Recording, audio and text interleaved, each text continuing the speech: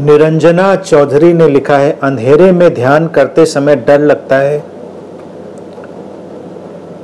एक intimate setting में आपने कहा है कि गलत जगह ध्यान करना या खुलना उचित नहीं। कैसे तब तय करें कि सब सही है?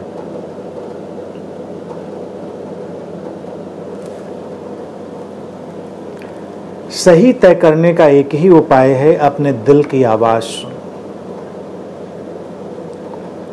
जो तुम्हारे दिल की आवाज कहे तुम्हारे लिए उस क्षण वही सही है। बाहर का कोई पैमाना नहीं बताएगा क्या सही है और क्या गलत है। जो सही है वो भी गलत हो जाता है, जो गलत है वो भी कभी कभी सही हो जाता है।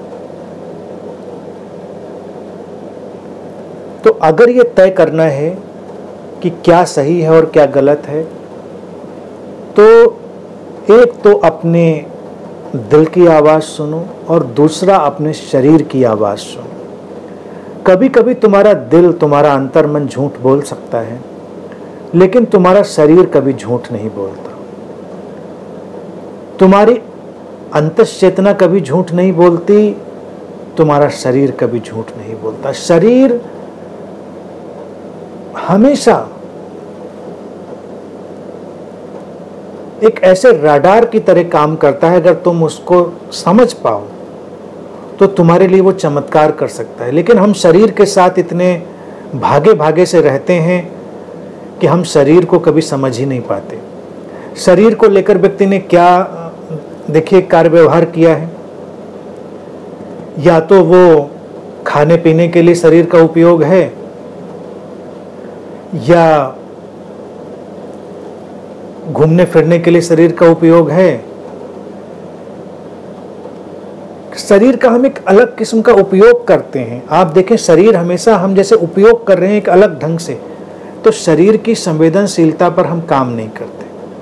पिछली बार भी मुझसे पूछा गया था कि बॉडी विजडम, तो बॉडी विजडम है और बहुत ही ट्रेमेंडस विजडम है, लेकिन उसको आप खुलने का मौका दें, महसूस करने का मौका दें। वक्त लगेगा, एकदम से नहीं आ जाएगा कि तुम सोचो कि आज उठे और बस तुमको सारा शरीर का सिस्टम तुमको इशारे करने लगा।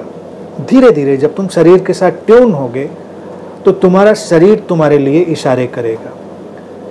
सबसे बड़ा गुरु तुम्हारा शरीर हो सकता है तुम्हारा, लेकिन तुमने उस पर ध्यान नहीं दिया। और इसलिए भी ध्यान नहीं दिया गया क्योंकि अतीत में शरीर की इतनी निंदा हो गई। देह भाव से ऊपर उठो, शरीर से ऊपर उठो, इतना शरीर से ऊपर उठा दिया कि लोग बिल्कुल उठ ही गए। ऊपर तो नहीं उठे, बस उठ गए। कहाँ उठ गए तुम समझ सकते हो। तो जब शरीर से तुम जुड़ोगे तो तुम्हारा शरीर तुम्हें गाइड करेगा। वो कंफर्टेबल फीलिंग की तरह, सुखद और सौम्य एहसासों की तरह, और अनकंफर्टेबल फीलिंग्स की तरह, दुखद और तुमको विचलित करने वाले एहसासों की तरह तुम्हें गाइड करेगा। ये मोटी मोटी गाइडेंस है। तो अगर किसी जगह पर तुम हो और तुम्हारा शरीर भी एक सौम्यता को, एक शांति को, एक प्रफुल्लता को अनुभव करता है। कभी तुमने ध्यान दिया कि प्रफुल्लता तुम्हारे मन में ही नहीं होती, प्रफुल्लता वो ज्वाय तुम्हारे शरीर में भी होता है। कितने लोग हैं जो अपने उस शरीर के, अपनी देह के प्रसन्नता को, देह की सौम्यता को, देह की शांति को अनुभव करते हैं। जब तुम शांति की भी बात करते हो तो अक्सर तुम यही कहते हो मन की शांति, लेकिन क्या देह की शांति और अशांति होती है कि नहीं? वो भी होती है। तो धीरे धीरे उसके साथ लयबद्ध हो, मित्रता करें और देखें कब तुम्हारी देह की अवस्थाएं शांत होती हैं, कब अशांत होती हैं, कब वो सौम्य होती हैं, कब उनमें एक हलचल होती है।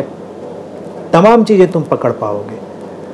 और किसी भी सही गलत का फार्मूला बड़ा जटिल नहीं है, बस एक ही फार्मूला है जहां तुम समस्वरित अनुभव करो, अलाइंड, हार्मोनाइज्ड, सही है।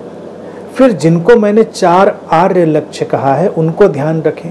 जैसे ही तुम अपने शरीर में वो हार्मनी अनुभव करोगे, अचानक तुम्हारे शरीर से एक प्रसन्नता, तुम्हारे शरीर से एक शांति आएगी। और प्रेम अर्थात शरीर में एक अद्भुत संवेदनशीलता, सेंसिटिविटी, ये सब आएगा। ये सब अगर आ रहा है तो सही है, वो जगह सही है, वो व्यक्ति सही है, वो सब कुछ सही है तुम्हारे लिए।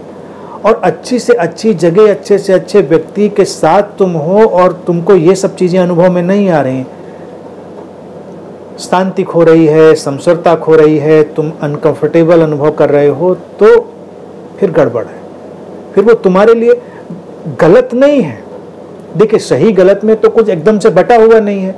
तुम्हारे लिए इस समय उचित नहीं है तो तुम अपना कुछ अलग देखो। किसी चीज़ को ऐसे टैग मत कर दो कि वो गलत है। ना कोई व्यक्ति पूरी तरह गलत होता है, ना कोई जगह पूरी तरह गलत होती है।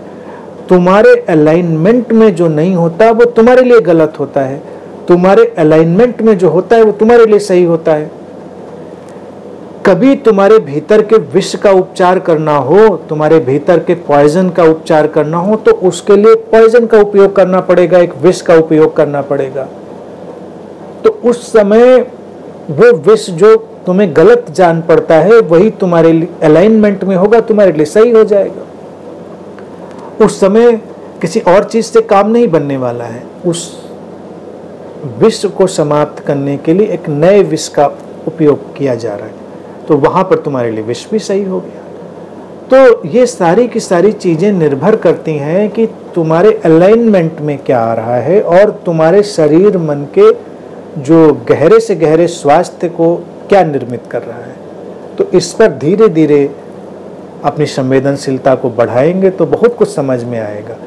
कोई विचार पूरी तरह सही नहीं है, कोई धारणा पूरी तरह सही नहीं, कुछ भी ऐसे सोच कर ही ना चलें कि ये सही है और ये गलत है। हम तो ब्लैक एंड व्हाइट में बांटना चाहते हैं ना चीज़ों को, ऐसे कभी मत बांटें, तटस्थ रहें। जो कल का गलत है वो आज का सही हो सकता है, जो आज का सही है कल का गलत हो सकता है। परवाह ही मत करें इस बात की, तुम्हारे लिए वो क्या सुखद स्थितियों का निर्माण कर रहा है। और सुखद स्थितियों में हमेशा वो जो 4 स्तंभ हैं उनको ध्यान रखें। वो तुम्हारे आधारभूत गुण हैं, शांति का, प्रसन्नता का, समस्वरता का और प्रेम का। ये उभर रहे हैं तो सब सही है, ये नहीं उभर रहे हैं तो सब गलत।